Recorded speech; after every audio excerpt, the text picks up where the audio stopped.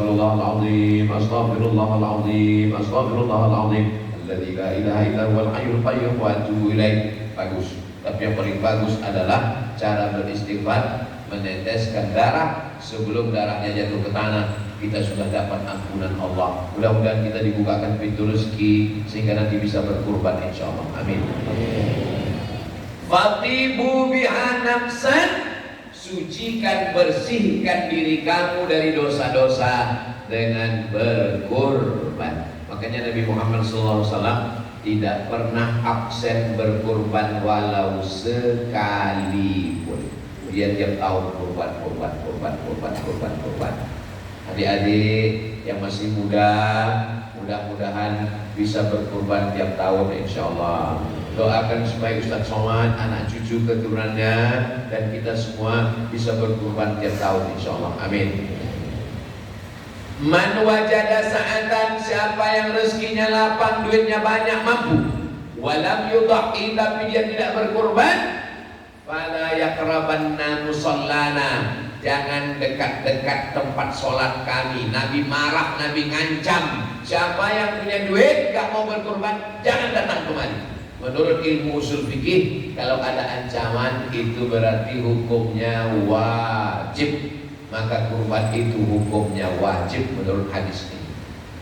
Mana hadis dari lain? Nabi tidak pernah meninggalkan kurban.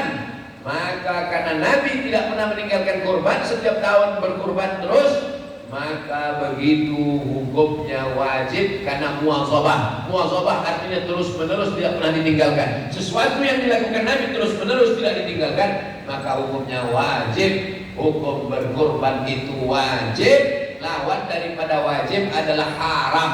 Orang yang tidak berkurban berarti berdosa. Maka berkurban hukumnya wajib menurut mazhab Hanafi. Baru agak lapang tanya sih. Oh, mazhab Hanafi. Makanya kalau dengar ceramah Ustaz Somad jangan sampai koma, sampai akhir, sampai ujung. Kalau tadi jantungnya udah mau meletup, Hanafi. Aduh, agak lapang. Mazhab Syafi'i Pak Ustaz, sunat muakkad.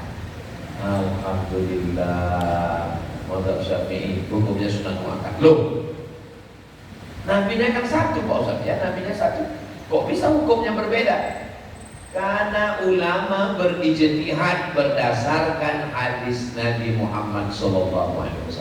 Lalu mazhab Syafi'i itu kok bisa sunat muakkad? Ya hadis juga dalilnya. Mana hadisnya? Salasatun hunna alayya faraidu. Ada 3 perkara bagi saya wajib, walakum tatawwu'an, tapi bagi kamu tidak wajib, hanya sunnat saja.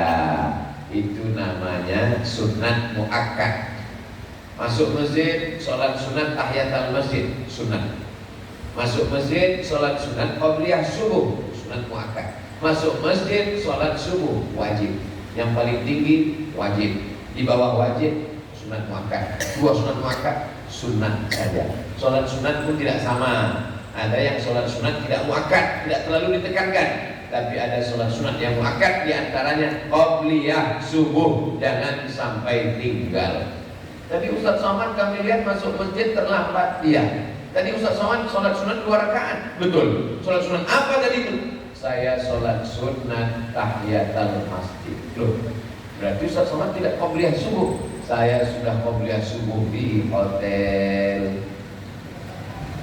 Kenapa Ustaz sholat sunat qabliyah subuhnya di hotel? Saya khawatir dalam beberapa kali kejadian sampai masjid langsung sholat subuh, ketinggalan qabliyah subuh. Maka saya tadi langsung qabliyah subuh di hotel, supaya kalau sampai ke masjid, kalau sudah ada tanda-tanda sudah mau sholat, bisa langsung sholat. Ternyata ada kesempatan sholat sunat 2 rakaat. Karena sudah qabliyah subuh, saya tahiyatul masjid saja. Kalau misalnya terlambat masuk masjid, jamnya tertulis 2, loh kok mudah sekali foto saya. Siapa yang mengedit ini? Kalau masuk masjid, waktunya tinggal 2 menit. Kebetulan jamnya ada pakai jam iqamat 2 menit. 2 menit. Apakah tahiyatul masjid atau qabliyah subuh? Qabliyah subuh. Kalau Ustaz Somad nanya, jamaah gak usah stres, gak usah pusing, jangan dijawab. Karena kalau saya nanya itu saya jawab sendiri. Ketika kita masuk masjid, waktu tinggal 2 menit, apakah kita tahiyatul masjid atau qobliyah subuh? Qobliyah subuh. Kenapa? Karena kalau tahiyatul masjid nggak dapat qobliyah subuh. Tapi kalau qobliyah subuh otomatis dapat tahiyatul masjid. Tapi jangan gara-gara itu terlambat terus.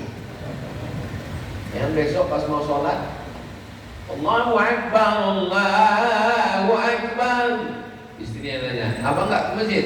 Nyantai aja, tunggu aja kira-kira 2 menit lagi mau koma. Loh kok nyantai?